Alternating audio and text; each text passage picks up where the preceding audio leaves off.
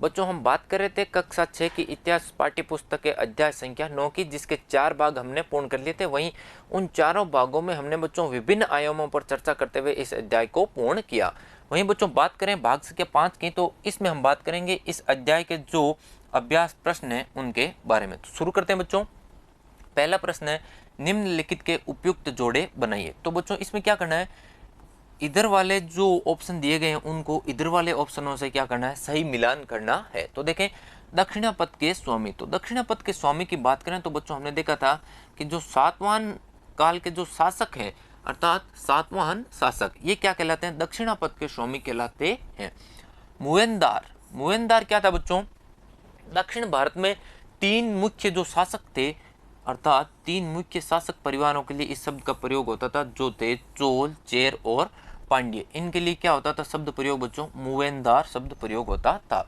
अगला ऑप्शन है बच्चों अश्वघोष। तो अश्वघोष के द्वारा बच्चों बुद्ध चरित नामक जो ग्रंथ है उसकी रचना की जाती है। अगला ऑप्शन है बच्चों बोधिसत्व। बोधिसत्व की बात करें तो बच्चों इसका संबंध है जो महायान बौद्ध धर्म है। बच्चों यहाँ पे हमने देखा था कि बौद्ध धर्म की 2 शाखाएं, महायान और हीनयान।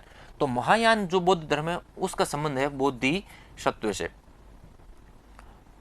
अंतिम है बच्चों ह्वेनसांग या फिर श्वेनसांग। ये बच्चों क्या था, चीनी यात्री था जो भारतीय उपमहाद्वीप में, अर्थात जो बौद्ध धर्म है और महात्मा बुद्ध से जुड़े जो संदेश हैं उनके बारे में यहाँ पर अध्ययन करने के लिए आ रहे हैं ये ह्वेनसांग नामक जो चीनी यात्री हैं वो।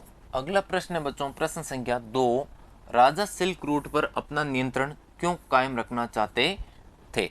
देखें बच्चों, राजा सिल्क रूट पर नियंत्रण रखेंगे क्योंकि इस रूट पर यात्रा कर रहे लोगों के द्वारा उन्हें कर और शुल्क प्राप्त होगा। वहीं बच्चों बात करें कि इन व्यापारियों से इनको तोहफे और नजराने के रूप में भी विभिन्न प्रकार के जो लाभ हैं वो मिलते थे, इसलिए ये राजा क्या करते थे, सिल्क रूट के ऊपर अपना नियंत्रण रखना चाहते हैं।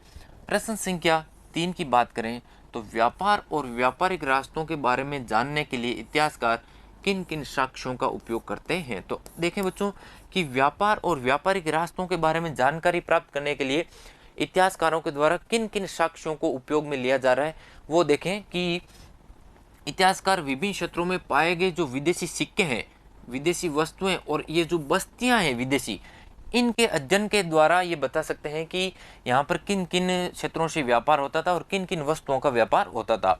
इसके साथ ही बात करें कि विभिन्न विद्वानों के द्वारा जो लिखे गए विवरण हैं और विदेशी यात्रियों और तीर्थ यात्रियों के द्वारा लिखे जाने वाले जो यात्राओं के वृत्तांत होते थे वो भी इस प्रकार के साक्ष्य जुटाने में क्या कर रहे हैं, इतिहासकारों की अत्यधिक मदद कर रहे हैं। अब देखें प्रश्न संख्या 4 जिसमें पूछा गया है कि भक्ति की प्रमुख विशेषताएं क्या क्या थी उनको लिखिए। तो भक्ति के बारे में बात करें तो किसी देवी या देवता के प्रति श्रद्धा को ही क्या कहेंगे बच्चों, भक्ति कहेंगे। देवी देवता की जो पूजा है वो भक्ति परंपरा के माध्यम से ही की जा सकती है। भक्ति का पथ सभी के लिए खुला है, चाहे वे किसी भी वर्ग का हो और चाहे कोई भी व्यक्ति हो। भक्ति मार्ग की चर्चा हिंदुओं के पवित्र ग्रंथ भगवत गीता में भी की गई है।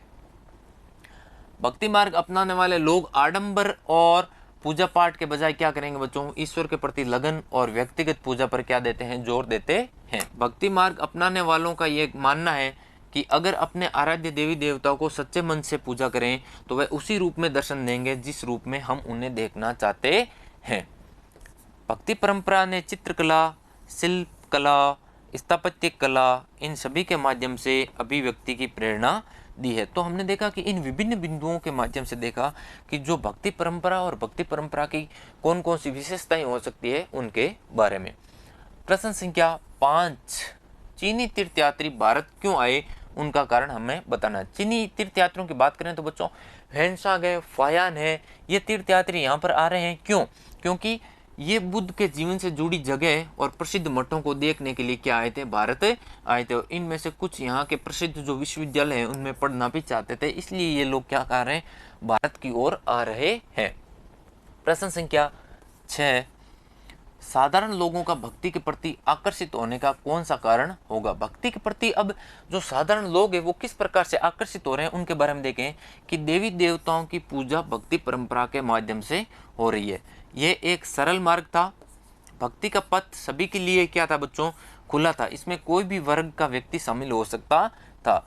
इसमें ईश्वर के प्रति लगन और व्यक्तिगत पूजा पर ही क्या दिया जाता था, जोर दिया जाता था। इसमें कि हिंदुओं का जो पवित्र ग्रंथ है भगवद गीता, उसमें भी भक्ति मार्ग को ही क्या बताया गया है, सभी मार्गों के अलावा श्रेष्ठ बताया गया है। किसमें, जो पवित्र ग्रंथ है हिंदुओं का भगवद गीता के अंदर। तो इसी के साथ बच्चों ये भाग यहीं पे समाप्त होता है और इसके अगले भाग में हम बात करेंगे अध्याय संख्या 10 के बारे में। तब तक के लिए धन्यवाद।